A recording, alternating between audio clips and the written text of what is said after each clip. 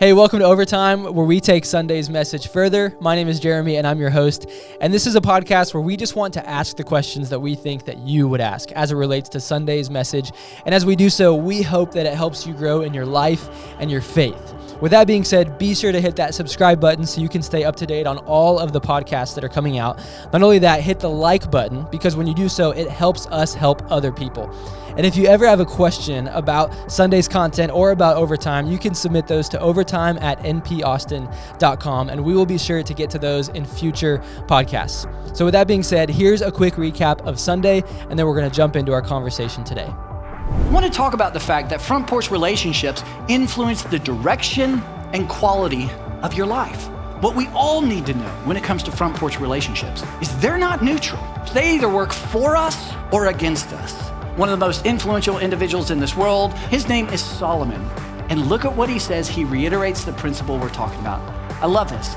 Proverbs chapter 13, he says, "One who walks with a wise people will be wise, but a companion of fools will suffer harm." According to Solomon, a wise person understands that maximum freedom, joy, contentment, meaning in life is found in the design of God, in the creation of God, in the values of God. And I'm going to take my life in the best of my ability, align it with God's. A fool says, "Did God really say? I don't really care.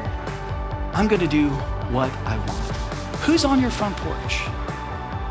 Who's those individuals who have a lot of influence on some of the most important things in your life?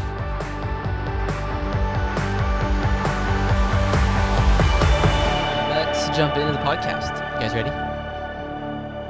Awesome. So Buck, on Sunday, you talked about your tattoos.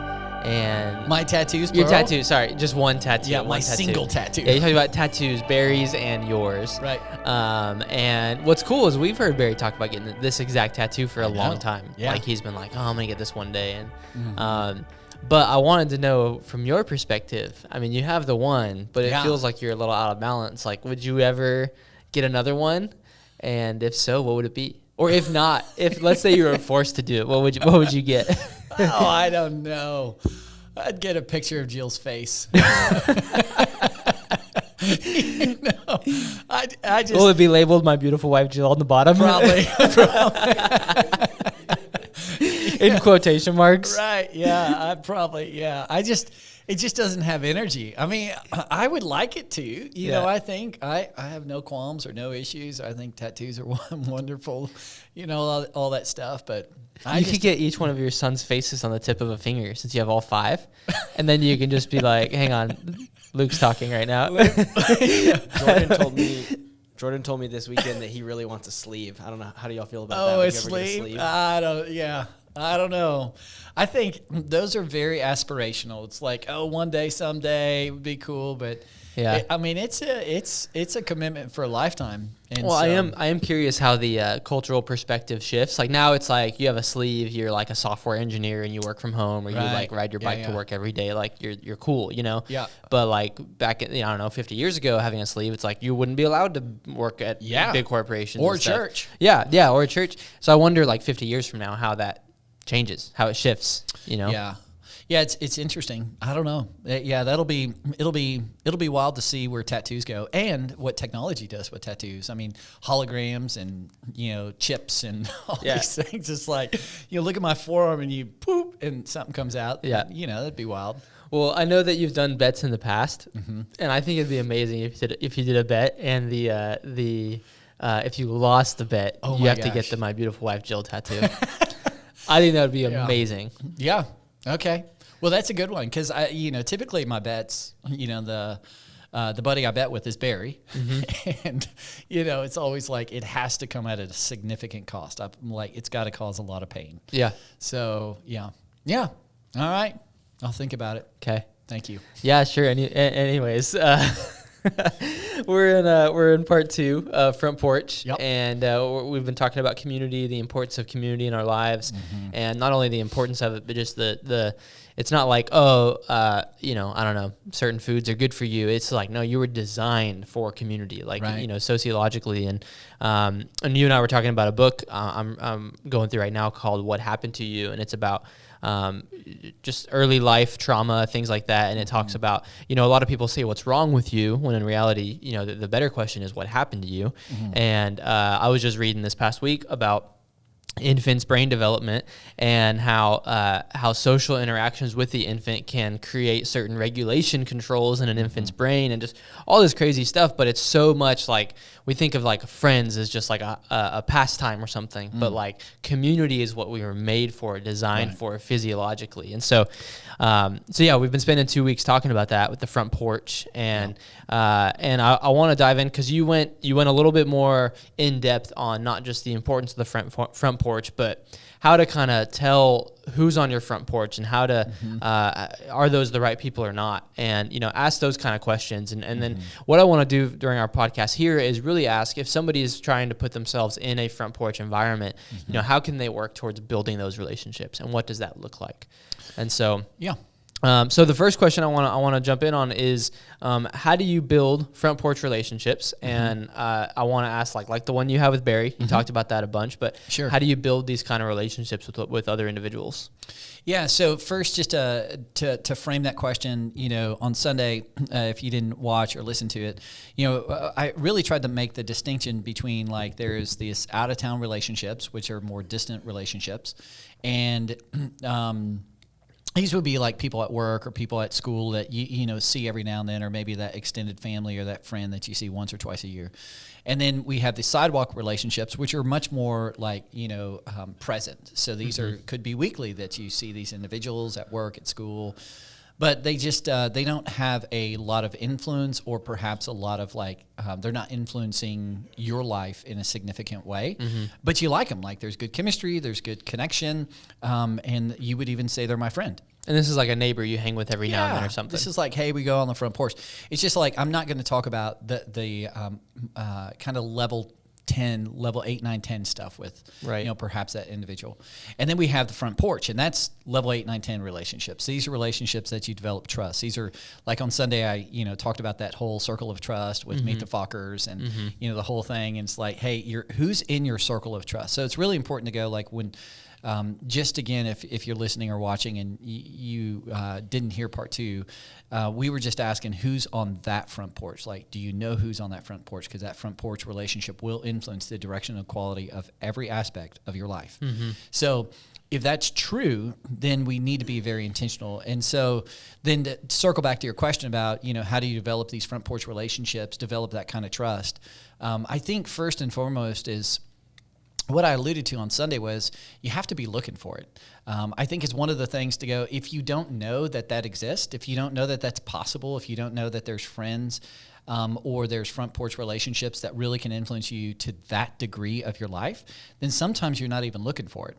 So it's the same thing like if I'm looking for a red, Nissan Leaf, because everybody wants to buy a red Nissan Leaf. Oh yeah, top of the list. Yeah, so then you see them, like you go out there, next day, next week, you see what you're looking for. Well, that's a principle, and the same principle applies to go, if you understand the value of a front porch relationship, you understand how it's distinct, and you understand the impact it can have on your future hopes and dreams and the direction of your life, now you're looking for it. So I think that's step one, is to go like, gosh, I haven't been looking for it.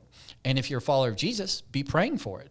So if you're praying for it, you're looking for it, I think that would be a starting point. And then I think you got to put yourself in the proximity or kind of in places that there's a probability that it'll happen. You just can't, there's, relationships that have that much trust, you can't force. It's not like you and I will be a front porch relationship, Jeremy. It's like, I don't know. We may, you may be a great guy, I may be a great guy, but our chemistry's bad. Like our rhythms just don't connect. There's a guy like that in my life. There's a guy that is a sidewalk relationship in my life that I was talking to Jill the other day, and I said, I don't understand why he's not a front porch relationship. Like, we have so many things in common. I think we would absolutely like develop a great degree of trust, and he would be a guy I'd like to trust a lot of stuff with, and I think he would want to trust, but for whatever reason, our just chemistry's off. it's like we just don't click. And we've tried really hard. Yeah. And so it's weird. And so I think it's, you put yourself in proximity, and that's why getting involved in a small group, getting involved in, these relational communities that we've talked about the last couple of weeks is so important. That's the highest probability you will have to be able to find a front porch relationship. And then I think you got to take some risks.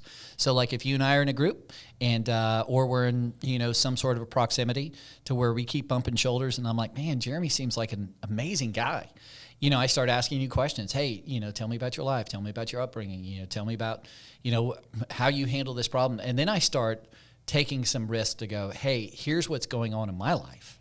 Hey, Jeremy, what do you think of this? Hey, Jeremy, here's something, I'm just processing it. Like Jill and I are going through a hardship, or, as a father, here's what I'm bumping into. And those are vulnerable moments. Those are risky moments, but those are trust building moments. And trust is the essence, like deep trust is the essence of a front door relationship.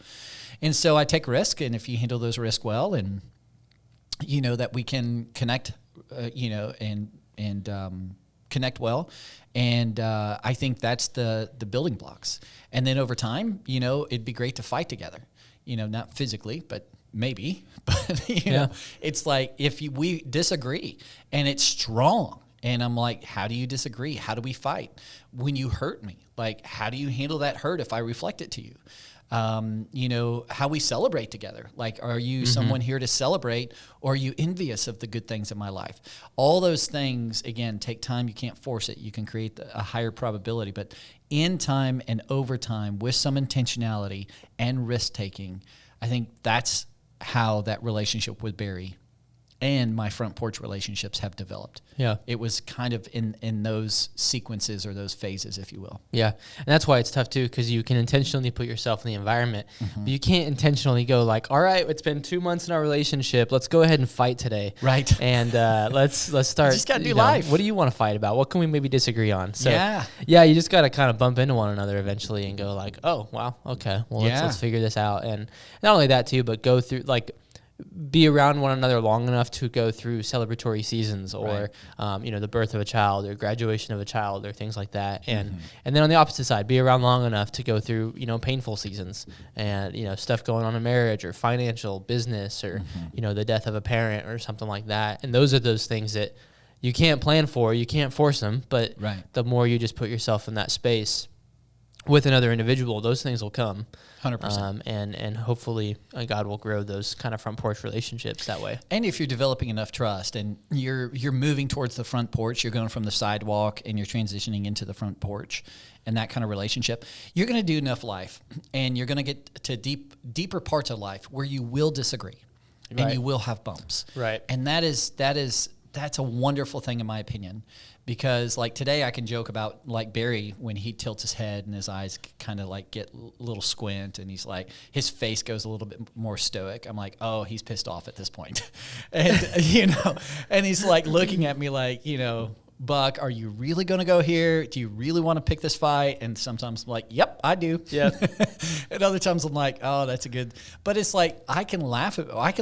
We can poke fun at one another about, and he knows how I slow down a little bit, and so he can talk about like, here's what you do, or I'll speed up my words. I do all kinds of goofy stuff, and we can laugh about it today. Yep. And we can recognize too, there's a sensitivity to go, hey, we're starting to walk this direction. Do we really want to go here? Because we are cashing in some trust as we move there. But that's how I would say, how do you build a front porch relationship? Yeah. I also heard someone once say that I thought was really good, is just when you don't know really how to build a relationship, become the friend that you wish you had. Sure. Just kind of be the person to go first, and just decide that, I'm just going to do what I wish I had from someone else. Yeah. Yeah. And as you said that, I really think it's important to understand that it's risky. And that sometimes the risk keeps us because we've been hurt and trust has been violated so many times that we're like, I'm done. Yep. But you're keeping yourself from one of the greatest gifts you could ever give yourself. And as you alluded to earlier, again, do the research. It's amazing at a cellular level. In other words, the way my heart, the way my brain, the way I'm aging is going has a tremendous impact. Not like, oh, a little bit, but like The stats that I was sharing in part one was like, you think about alcoholism or loneliness. I mean, they're on par. Some would even say loneliness and being isolated is a greater issue than being addicted to a certain substance, right? And what it's doing to your physiological body. So if that's the case, one of the greatest gifts you could give yourself is you take the risk. Take the risk, and you may get hurt. It's really important to know that, because if you lay it out there and there's a vulnerable moment, they may not reciprocate that well. But you're trying to, as you said, to be the friend that you hope them to be. Yep, for sure. When do you realize, on the flip side, because this is talking about what we aspire to in terms of a front porch relationship, but how do you realize that a front porch relationship isn't good for you, and what do you do in that aspect? Because you talked about this a little bit on Sunday, that when you allow somebody into the circle of trust, to quote the movie, these relationships most of the time, or maybe all the time, work either for you or work against you. 100%. In a relationship, they're going to influence you towards a positive direction or a negative direction in your life. Yeah, and I want to be careful not to over dramatize this or be too goofy about it, but based upon all the evidence and all the research, based upon life experience, I don't think there is a single front porch relationship that is neutral. And that's a really strong statement. And again, I want to be careful. Maybe I am wrong. And so I'd love, if you're watching or listening, push on that. Disagree with that, feel free to. But I'm just speaking from experience, and I'm speaking from all the research I've read. They will work. That, it's the delineation between that it's true. It's for or against. Yeah. And it may be subtle, but it's there, and it's active, and it's working. So therefore, if that's true, then the intentionality goes through the roof in terms of who's on my front porch. Right. You really need to be specific and intentional around that. So I think, the best example I can give is just a personal example in terms of, I had one of these kind of big pivotal or catalytic moments where there was a big shift of who was on my front porch. And I've shared parts of this story, but July 29th, 2000, Jill and I are, just newly married. We've been married, I think, a year and a half. I've grown up with a set of friends, and these guys have been on my front porch, feels like my whole life. But for, at that time, probably like a decade. They've been on my front porch. They were best men in my wedding. They were my closest confidants. They were the guys I would say, if I'm ever going to go to war with, these are the guys I'm going to war with. Anything hard, anything good, like these are front porch relationships. And we hung out all the time. We hung out in college together. We hung out after college. We were all best men in one another's weddings, all this kind of stuff. So these guys, they are fantastic friends, and their value system was aligned with my value system, which was very much like, let's go have a good time. Hey, on the weekends, hey, let's work hard, be responsible, make a lot of money, do whatever we can to climb the corporate ladder, and that's what we were all doing. And we were all trying to one-up one another with bigger homes and bigger cars and cooler gadgets and gizmos and fancier vacations and all this kind of stuff. So all that's happening, that was our value system.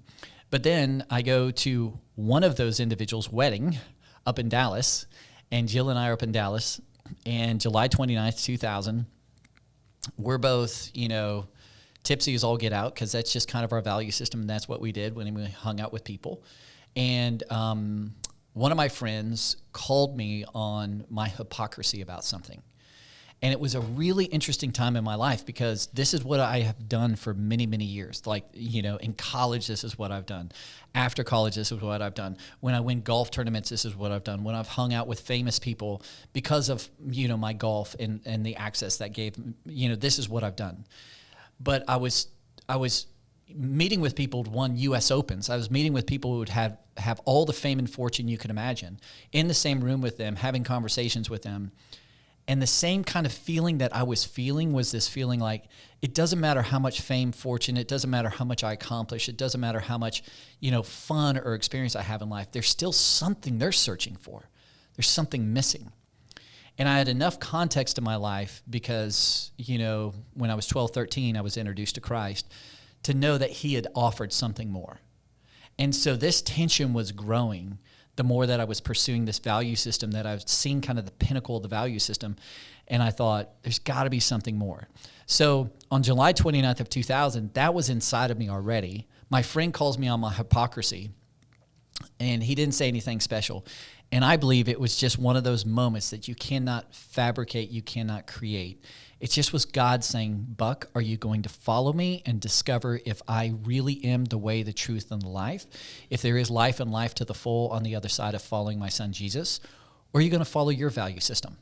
It's up to you. Like, you are my son, and you are totally free to choose, and I will not determine whether or not you choose to follow me.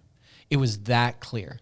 And so Jill and I drive back from Dallas, and as we're driving back, I'm saying, babe, in a year and a half of marriage, some of our greatest regrets have been around valuing the things our friends value, doing the things a lot of our friends on the front porch are doing. And we're leading a lot of those things because I like to be the life of the party at times. And I just don't think that's going to work out the way we think it's going to work out. And it was those like, man, we hit the wall. It was one of those epiphanies to go. And I think what Jesus is offering, I don't know what it looks like, but I think what he offers is actually, it's going to be hard as hell. But I would love to go see if that's true. And we drove back from Dallas, came back to Austin, and that was the beginning of a very difficult, kind of lonely, kind of transformation of who's on my front porch. Because I love these guys like no tomorrow. It's not like I'm kicking them off my front porch or you're out of here. I've done so much life with them, but their value system no longer aligned with my value system, which was, I want to follow Jesus. And they were anti-Jesus. They just were like, I like what he has to say, but I'm going to do what I want to do. And so I started meeting with this guy named Peter, who was old enough to be my father, and he started moving on my front porch because his value system started aligned with mine. Yeah. And the things he began to teach and so on. And then over time, I got involved in a small group, and Shane Norcross got on my front porch. And we started doing life together. Now, we fought together. And I remember, he's, he's a funny fella. But, even when, over the phone, I remember like our volume was as high as it can be. And I was like, this is incredible. We're fighting together. And this is how the guy fights. And I've yet to get him there. I've tried many times. Oh yeah. And then, and then all of a sudden, like we're at the birth of his first son, Jonah, then he's at the birth, and he and his wife at the, and all these events, and we start, and it takes time, but intentionality. And my front porch changed, and the guys that were on my front porch moved to the sidewalk, and there's nothing wrong with that. And I love them all the same. And, it just, my life and the direction and quality of my life changed as a result of that transition. And I want to be really careful, as I said on Sunday, we're not I didn't write anyone off. It's just my value system changed. And as a result, the people who valued the things I valued the very most, which was Jesus Christ, began to move deeper and deeper on my front porch. And the people who didn't, they're wonderful people. And they're more of a sidewalk relationship where I grab lunch, grab a beer, hang out, enjoy, discover, talk to them about life. It's just not at the same level. And so I think that transition can happen. And I think, again, it goes back to intentionality. If front porch relationships really do influence the direction and quality of your life in every aspect, that's going to lead to joy, satisfaction, contentment, meaning and purpose, and happiness, what I shared on Sunday, then it's got to be one of the things you are most intentional about in your life. Yeah. Yeah. What do you think people can expect in terms of how many front porch relationships one can have, or how long those relationships go, and Sure. Yeah, I don't know. I don't have any good number. It's just small. Yeah, it's small. I've got 4 or 5, that are hanging on my front porch. Yeah. So, and I think that's about as much as could be 2 or 3. Yep. In that range. It's just small. And then I do think over time, life happens. Sometimes jobs come up, or sometimes rhythms come up, or value systems change. I've had friends that their value system changed, and and again, they're not less than, and I'm not greater than. That's not even part of this conversation. It's far more to go, no, these people on my front porch will influence the direction and quality of my marriage. I want a great marriage. They will influence the quality and direction of my faith in God. And so it's not like they're less than, it's just they're not on my front porch. Mm-hmm. Yeah, for sure. Oh, I think I've heard some older, I don't know, more wise sage kind of guys say that, you're blessed if you have 3, that go for decades and decades. Like that's a huge win in life, just to have those kind of, that kind of band of brothers kind of thing. Yeah.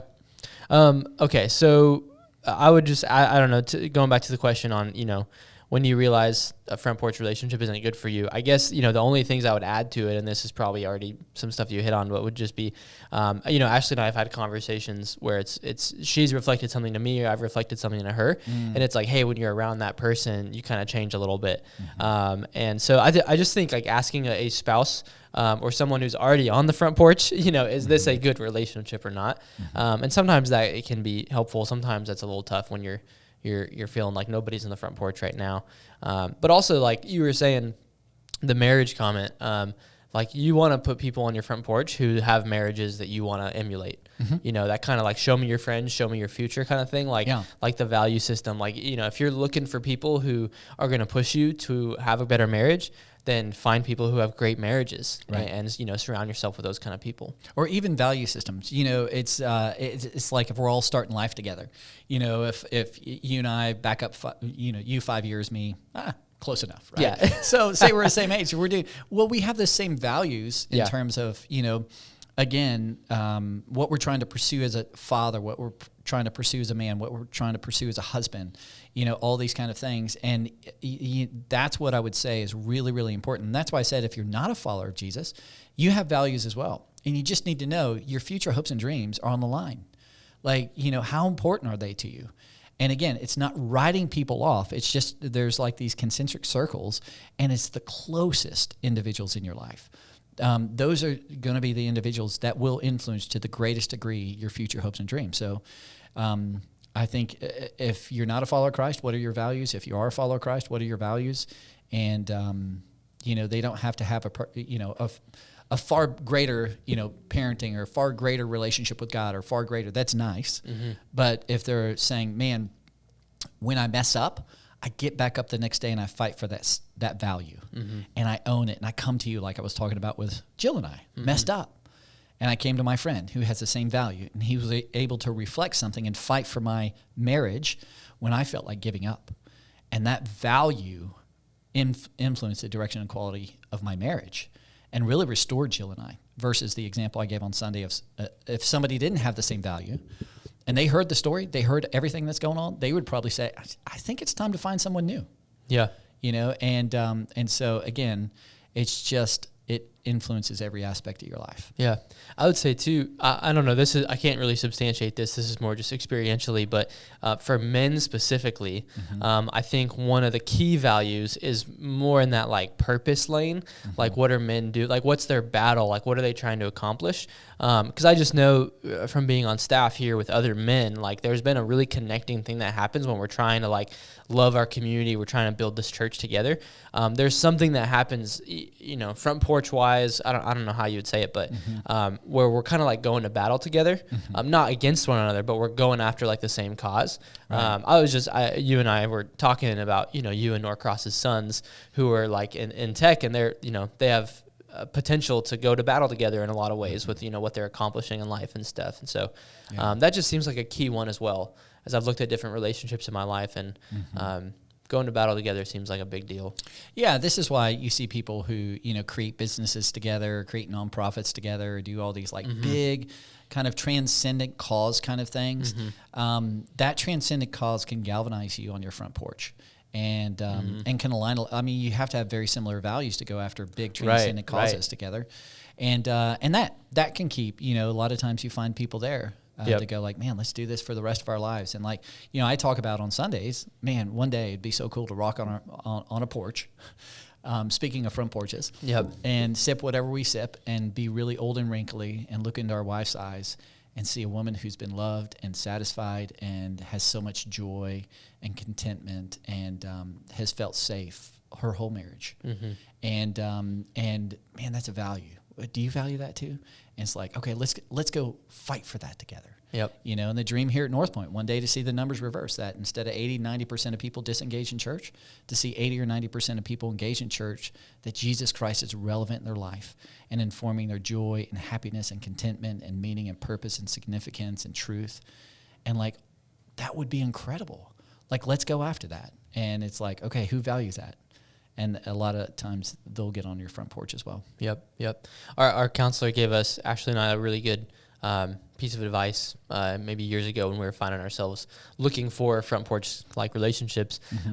We just were struggling with it, and he just said, guys, just keep walking towards Jesus, and eventually you're gonna look to your right and your left, and you're gonna see someone else walking with you. And that was really good, because it was like, oh, okay, let's just keep like pursuing Christ in everything that we do, and eventually God's gonna bring someone, and we're gonna look to our side and go, oh wow, okay, 100%. Yeah. And again, I think, as a follower of Christ, I would say it's the greatest decision you could ever make in your life, and there's a lot of substance behind why I say that. But I would say that's one of those aligning North Stars. That's the beacon. That's the thing to go, okay, are we all committed to follow Christ? Okay. But again, if you're not a follower of Jesus, the same principle applies to your life. What is your value system? Yeah, what is your values? And that may be the exercise. Yeah. The exercise may be writing your values down. What are your top 5 values when it comes to relationships and morality and finances and spirituality and all that kind of stuff?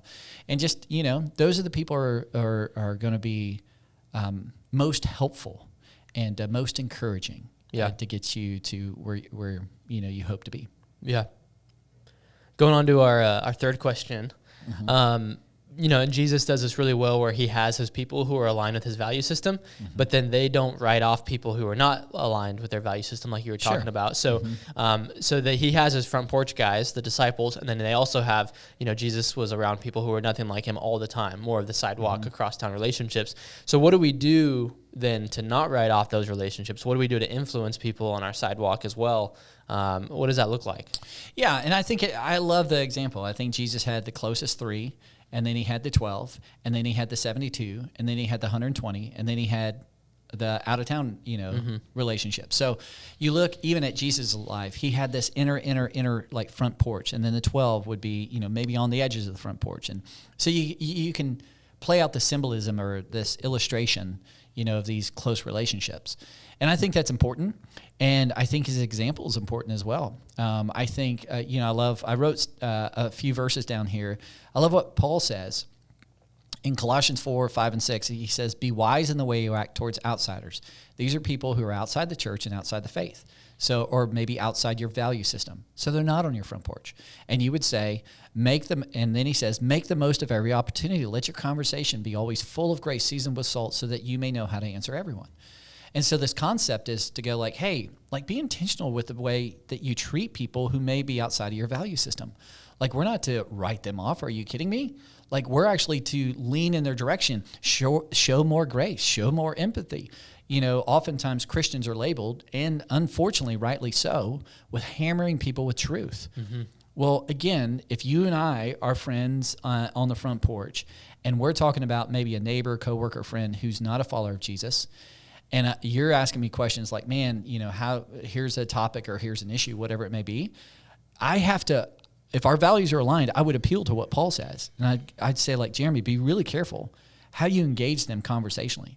Extend them far more grace than they deserve, as your Heavenly Father has. And let your conversation be full of the kind of grace that your Heavenly Father, his conversation was full of the kind of grace through his Son, Jesus Christ, in your life. And don't hammer people with truth. You got to build trust for that, and that would be one of the things to go, if they're on the sidewalk, well, the scriptures as a follower of Christ give you a really clear example of what that would look like. I think, Paul also says to Corinthians, he says, follow my examples. I follow the example of Christ. Again, it's a value statement. There's Christ. That's our North Star. He's the value. I'm living my life there. So follow my example. Come with me on my front porch. And we're to love people the way Christ loved us, which in John 13, that's the number 1 command. Love one another. And we're like, okay, how? And Jesus says, guys, the way I loved you, that's exactly how you're to go love one another. That's the number 1 command as a follower of Christ. So that's people on the front porch, sidewalk, out-of-town relationships. And then, I think Jesus just, one more example. There's a bunch of them, but one more example. I love what Jesus says in Matthew 5. He says, "You are the light of the world, like a city on a hilltop that cannot be hidden. No one lights a lamp and puts it under a basket. Instead, a lamp is placed on a stand where it gives light to everyone in the house. In the same way, let your good deeds shine out for all to see, so that everyone will praise your heavenly Father." I mean, can you imagine if that was the reputation of followers of Jesus with people who, relationship-wise, are on the sidewalk relationships or out-of-town relationships? Like, all relationships around followers of Jesus Christ would just go like, gosh, those people, I may disagree with them. I may not believe what they believe or have the same values, but they're incredible. Their actions, their words, their attitude, their love is seen everywhere. And I got to admit, maybe their God is the right God. Maybe perhaps there's something more to that God whose son is Jesus Christ. I mean, that should be the reputation of followers of Jesus, and that should be our approach and how we engage people on the sidewalk and out of town. Yeah. Well, I have a story on that exact thing right there, because I was in a group a while back, and there was this one guy who joined the group, and he was an atheist, but his wife wasn't, and so they wanted to be a part of the group. And he told me, or wanted somebody else, he said, "Just want you guys to know, like, I don't really believe these things, but want you to know." And then and he participated in the group discussion. We tried to keep it a little very open-ended, so that someone who wasn't a follower of Christ could still glean something from the teachings of Jesus, which is is true all the time.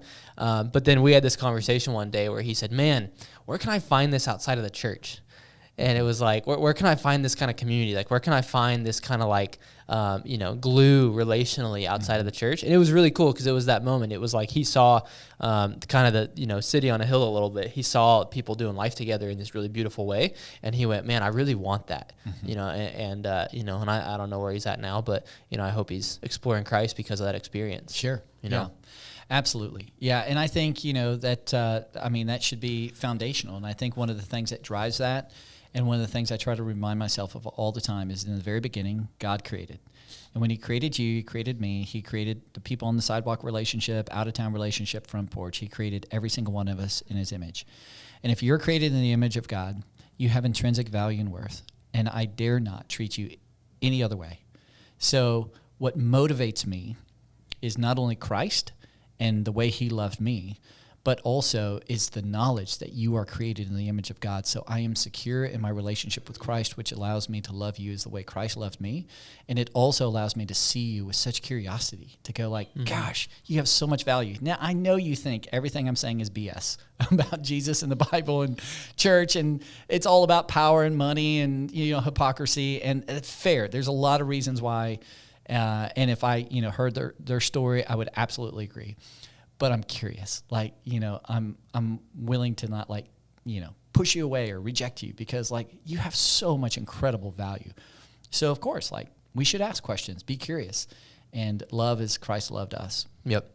And I've always heard you talk about as well that some of the, Jesus followers who get weird, we use that term, around here, and we say, don't get weird. Don't take the weird pills. Yeah, don't take the weird pills. Usually it's because we spend too much time surrounded by people who believe and think exactly like we believe. Yes. That's not what Jesus did. Jesus, had his group, but he surrounded himself with people who thought differently, and he loved them really well. 100%. And that's the way that, for the Jesus followers who are listening, that's how you don't get weird, is you don't just surround yourself with other Christians, is you have people intentionally in your life who you are bumping shoulders with and doing some life with. And they can be sidewalk relationships, but those are people that you are, making sure are part of your life. 100%. Yeah. And that's, Jesus, and I know sometimes it's like, people project a lot of things on my belief system and my value, and on Northpoint's belief system and Northpoint's value.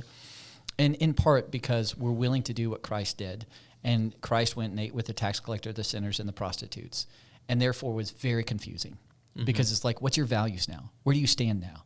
Give us the black and the white. And Jesus is like, no, they just have intrinsic value and worth.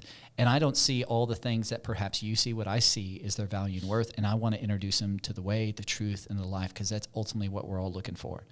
And so, in the same way, we should do the exact same thing. And it may cause confusion, and people may go like, guilt by association. But that's one of the ways that Christ loved us. Yep, 100%. last thing to wrap up this series and just these 2 weeks and all the growth, hopefully, that people are taking steps in the community is just, I know a lot of people are maybe taking those steps with hesitance, with fear, with concern, especially depending if they've been, trust has been broken by, Front Porch individuals in the past. What would you say to someone who's just going like, I don't know about this. Like, I don't know, I might, they're maybe tempted to give up on this search for Front Porch Relationships, or they're discouraged, or just, they're fearful. What would you say? Well, one, I would say it's fair. It's fair to be fearful. It's fair to be, apprehensive, because if you've been hurt and trust has been broken, that's one of the most precious gifts that you give somebody. And I think I would start there. And then I would just say, I think one of the greatest things your Heavenly Father has for you is the relationships He's put around you. And perhaps that small group opportunity, or taking a risk, joining that group. I believe that there's a sovereign aspect of God, that God is sovereign, and that He's put these relationships around you for a very distinct purpose. And I think it's worth the risk to go explore those relationships, even though there's been past hurt and past trust broken. Because your future hopes and dreams, the quality of your marriage, the quality of your parenting, the quality of your dating relationship, the quality of your experience with Jesus Christ, and really stepping into life and life to the full is kind of in your hand. And it's going like, you have the choice to make. And your Heavenly Father's put these people around you. And yes, it's going to be risky, but it's one of the greatest gifts you could ever give yourself. So I would say go for it. And, if life gets complicated, somebody betrays that trust again, call our church. And, we'd love to meet with you and encourage you in those moments. Yep. Awesome. Thanks, Buck. Yep. We're wrapping up Front Porch this past week, but we are kicking off a new series coming Sunday called White Noise. Oh, yeah. About all the noise that we have in our life and how to sift through it and understand what is most important. So it's going to be pretty awesome, and we will see you guys either online or in person on Sunday. Awesome.